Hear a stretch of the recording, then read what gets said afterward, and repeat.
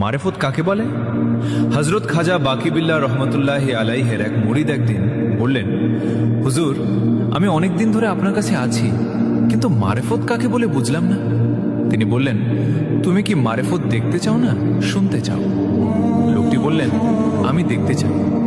তখন খাজা বাকিবিল্লাহ রহমতুল্লাহি আলাইহি বললেন, তুমি আমার ইন্তেকালের পরে আমার লাশ গোসল দিয়ে কাফন পরিয়ে জানাজার জন্য অপেক্ষা করতে থাকবে। দেখবে ঘোড়ায় চড়ে মুখ ঢাকা একজন লোক এসে আমার জানাজার নামাজ পড়াবে। লোকটি চলে যাওয়ার সময় তাকে বলবে, মারেফত কাকে বলে? তাহলে তুমি মারেফাত দেখতে পাবে। সত্যি সত্যি হযরত খাজা বাকিবিল্লাহ রহমতুল্লাহি আলাইহি ইন্তেকালের পরে গোসল দিয়ে কাফন পরিয়ে জানাজার নামাজের জন্য সবাই অপেক্ষা করছে। কিছুক্ষণ পর ঘোড়ায় চড়ে মুখ ঢাকা একজন লোক আগমন করল এবং জানাজা নামাজ পড়ালেন। লোকটি যখন চলে যাবে তখন মুরিদ তাকে বলল, হুজুর, আমার পীর হযরত খাজা বাকিবিল্লাহ রহমতুল্লাহি আলাইহি আপনার নিকট হতে মারেফত দেখতে বলেছেন। সঙ্গে সঙ্গে লোকটি তার মুখের কাপড় খুলে ফেললেন।